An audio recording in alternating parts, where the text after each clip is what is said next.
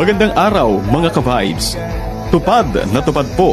Tupad na tupad ang pangarap sa Serbisyong Suarez at Alona Party List. Ang mga pangarap ng malayang republika at bagong Pilipinas ay nagpapatuloy at isinasakatuparan pa. Mga ayuda sa mga nawala ng hanap buhay, tulong pinansyal sa mga mag-aaral, puhunan sa mga negosyo ng mga kababaihan, pangmedikal na pangangailangan at iba pa. Serbisyong Suarez at Alona Party List, dala-dala sa mga barangay, bayan at lungsod. Mga proyektong pang-infrastruktura gaya ng FMR o ang Farm to Market Roads, Covered Courts, mga barangay centers, patubig, pailaw, tulong pinansyal sa mga kooperatiba at samahan, ospital at health facilities. Serbisyong Suarez at Alona Party List. Serbisyong Suarez at Alona Party List. Serbisyong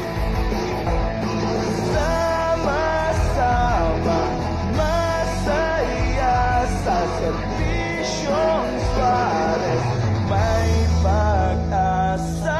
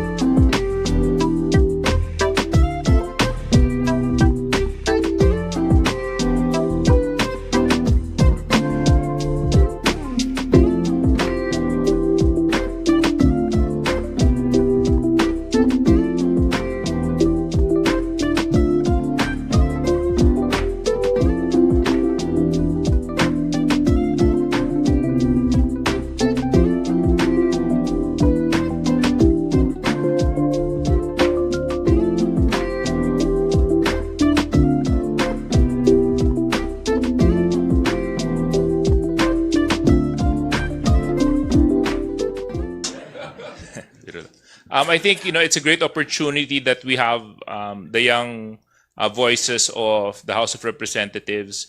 Oftentimes we hear the more veterans of the House, but what we need to also accept is that a large number of the composition of the House of Representatives now are first-time legislators, and a lot of them are very young, full of dynamism, full of enthusiasm, full of innovation, and integrity is very much intact. And it's very important for us as a nation to hear their advocacies and to listen to their opinions when it comes to issues that concern the nation. So it's indeed a pleasure to have them in the press briefing, and I'm sure in the next few days to come, a lot more voices coming from the different sectors of the House of Representatives will be heard. So maraming salamat. Well, I think he heard a lot of congressmen, definitely 100%, especially the privileged speech that was delivered yesterday. Hindi tama yung ginawa niyang pagmamaliit sa mga miyembro ng mababang kapulungan. Hindi tama nung sinabi niyang district representatives lang kayo, party list lang kayo, at kami nationally elected kami. Hindi po tama yon. Especially we're in a bicameral system of the legislative branch wherein we're both co-equal. I guess my young guns are a little bit kinder than myself. Ako, ang motto ko na lang pagdating sa mga senadors, we will never forget. Okay, just a follow-up question. I'm Melala Mars from PTV4. Just a follow-up question about charter change. Actually, for DS Suarez po sana, but other congressmen can also answer.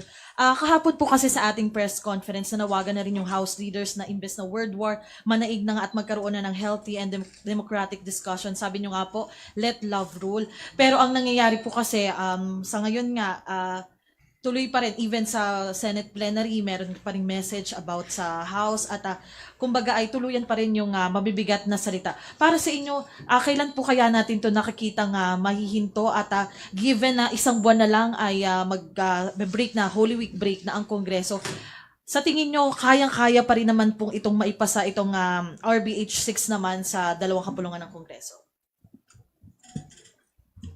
Well, I can't speak on behalf of the Senate when it comes to how quickly they can do their work. But I can speak on behalf of the House because this is what I am a member of.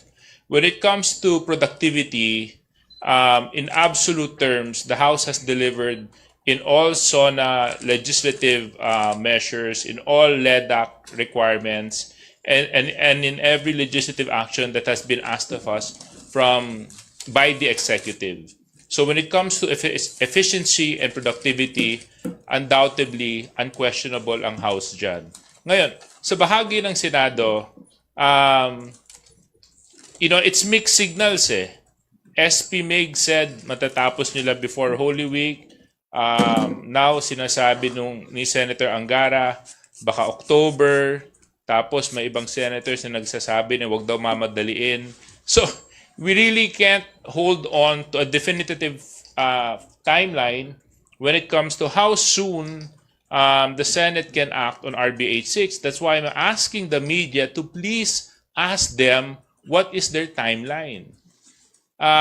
If you were with us yesterday at narinig nyo yung paliwanag ni Congressman Joey Salceda at saka ni Congresswoman Stella Kimbo, the numbers speaks for itself.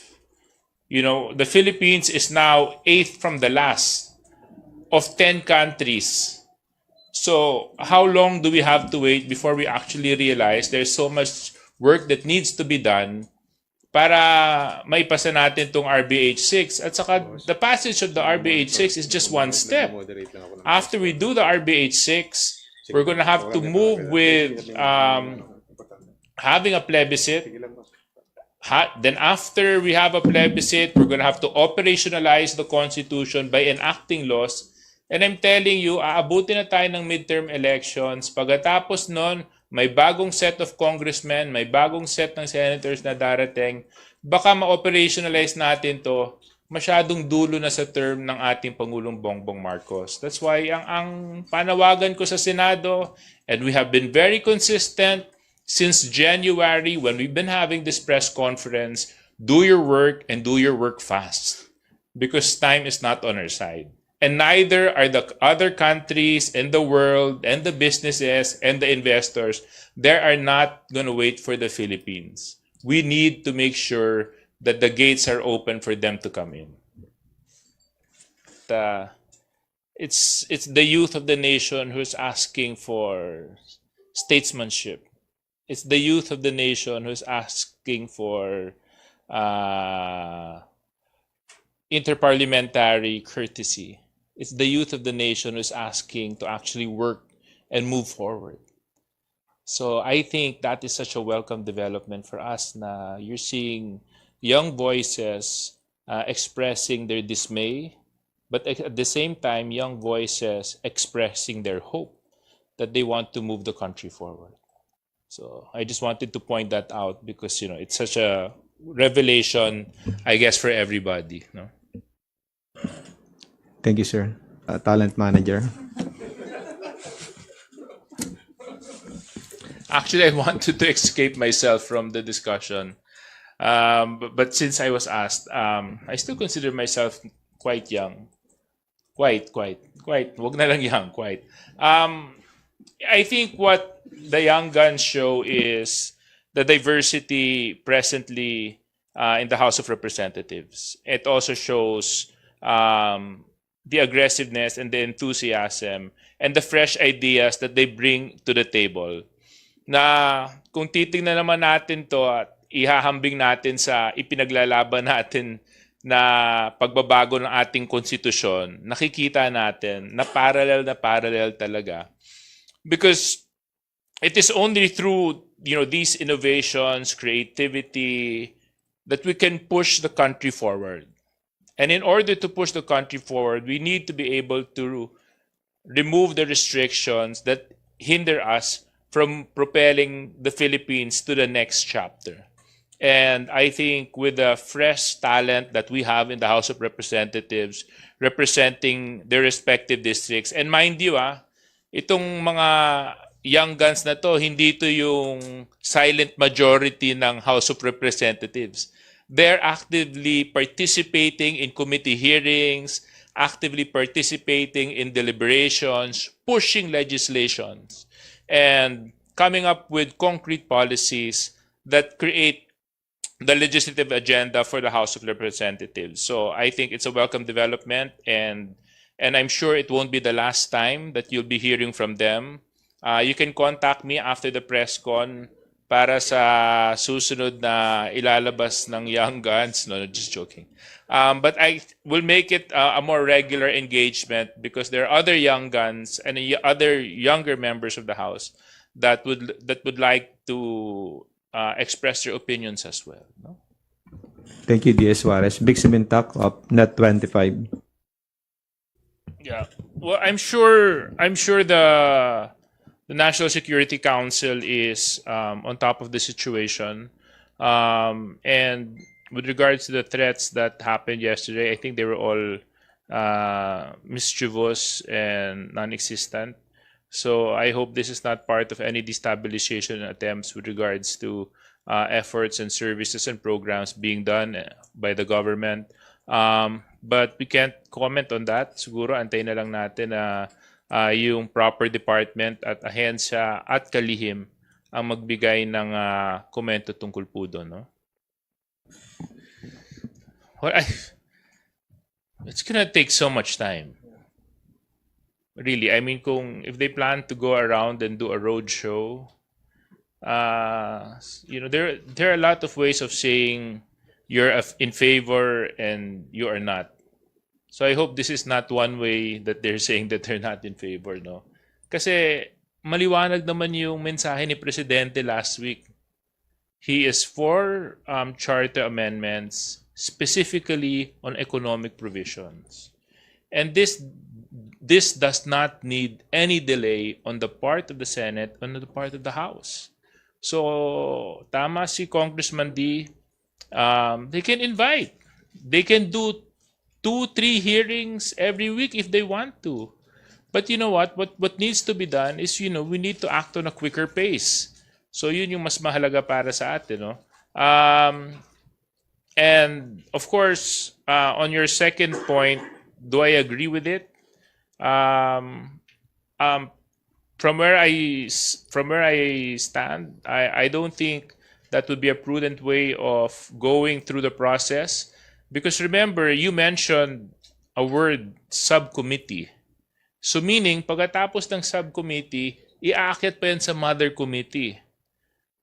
Ngayon, ang tanong, anong gagawin ng mother committee? I-adapt lang ba yung findings ng ginawa ng subcommittee o panibagong hearings na naman ang gagawin ng committee level? And after that, diretso pa yan sa plenary debate sa Senate. Now, that's why you have to ask them what's their timeline. Because by the time we reach June or July, it's budget season for Congress. And 99% of our time will be devoted on the budget. So when is our window to actually get this whole charter amendments operationalized? It's within these few months before we hit SONA. So kaya ako talaga pagdating sa Senado, palalampasin ko itong Valentine's, mahal ko pa rin kayo, kasi ang mensahe ko lang, bilis-bilisan nyo lang yung trabaho ninyo.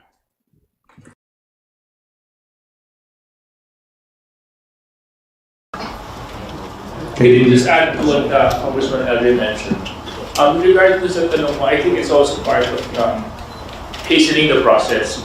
So as we all know, the Senate is conducting their own hearings, and we felt that it is also proper that the House will also conduct its own hearings.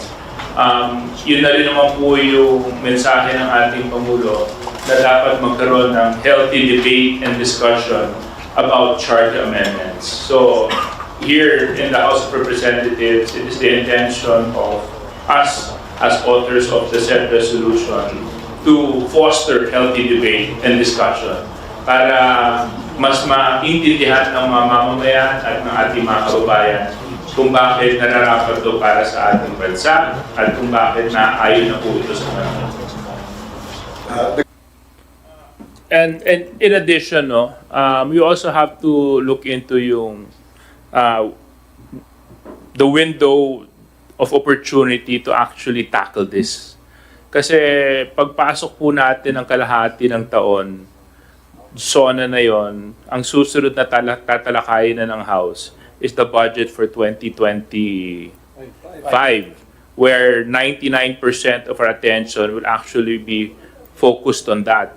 So if we are Feb now, March, April, May, June, July, we have more or less 3 months, 4 months of legislative time to actually tackle this. So I do hope that once the bill hits the plenary, action would be taken na mapag-usapan to sa pinaka mabilis, pinaka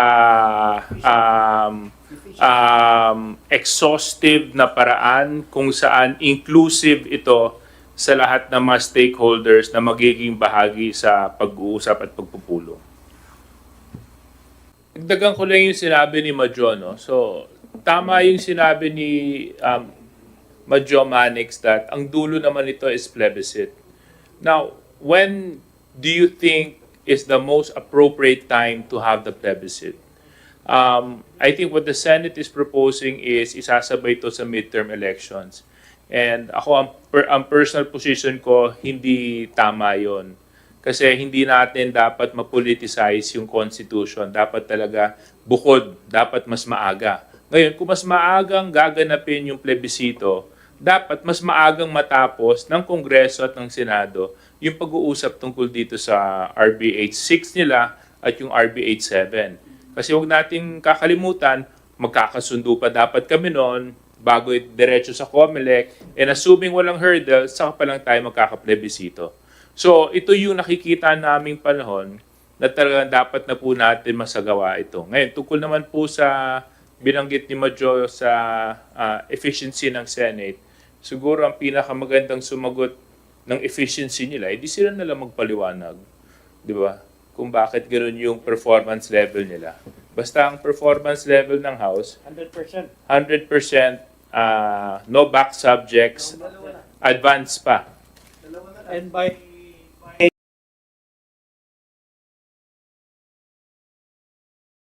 And if I may add, Madjo, one advantage of the Committee of the Whole is everybody gets to participate in the discussions. As opposed sa isang committee hearing, tulad ng sinabi ng ating majority leader, yung mga miyembro lang muna ang magdi-discuss. So given the gravity of the topics to be discussed, given that we will be discussing, debating on amendments of the Constitution, we thought that it would be fit that everybody should participate.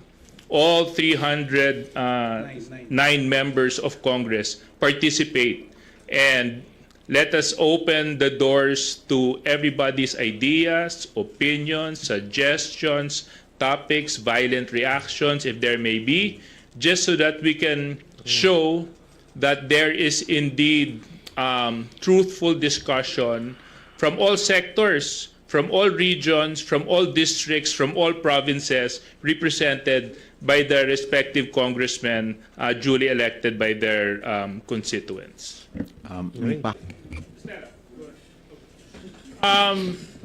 Unang-una, I think the question is, dahil na inamin ng ating mahal na senador na nagbawas siya ng pondo, I think ang tanong is, ilang milyong Pilipino ang naapektuhan dahil dun sa pondong nawala?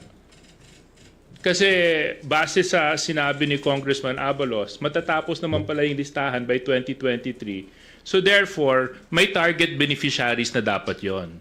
Now, in so much that she said that she removed the funds and diverted it somewhere else, which I think wouldn't affect the fiscal space dahil may budget ceiling naman tayo, ang mas malaking tanong, ilang milyong Pilipino at ilang households ang naapektuhan dahil nailipat yung pera.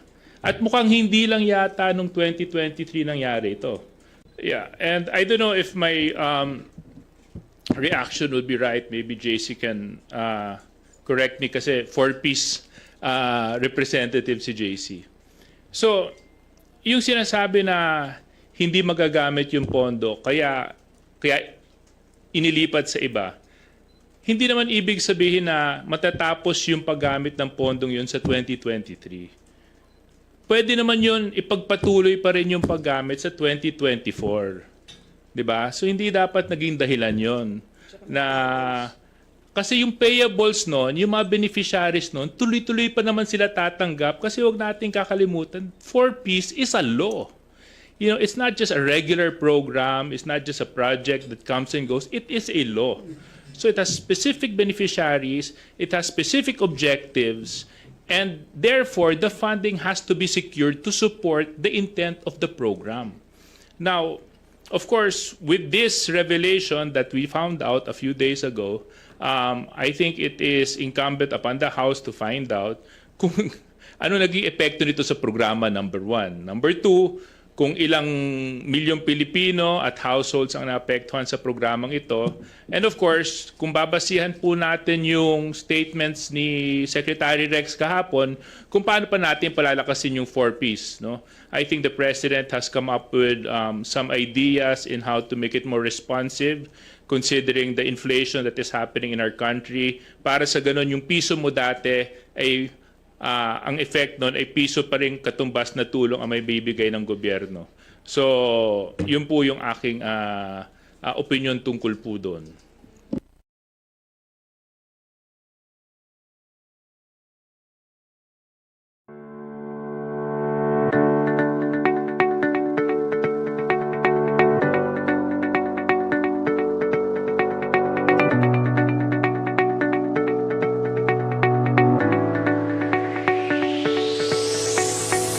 Pangunguna po ng Department of Employment at sa inisyatibo po ng ating gobyerno sa ating Alona Party List, nagkaroon po ng programa na tupad kung saan ang nagbenepisyo po ay ating mga PWD, ang ating po mga solo parent, ganun din po ang ating mga public utility vehicle driver.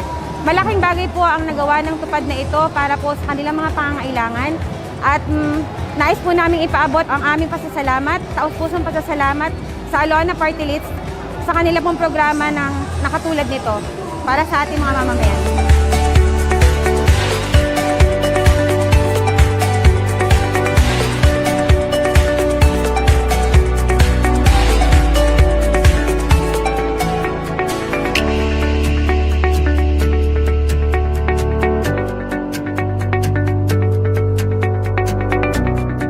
Bilang isang pangulo po ng samahan ng Pangulo Transport Service Cooperative, itong pagkakataon po binigay sa amin ng Alona Party List dito sa tupad na ito ay malaking bagay po yung ayudang aming matatanggap ang bawat isa sa amin. Maraming salamat po sa Alona Party List.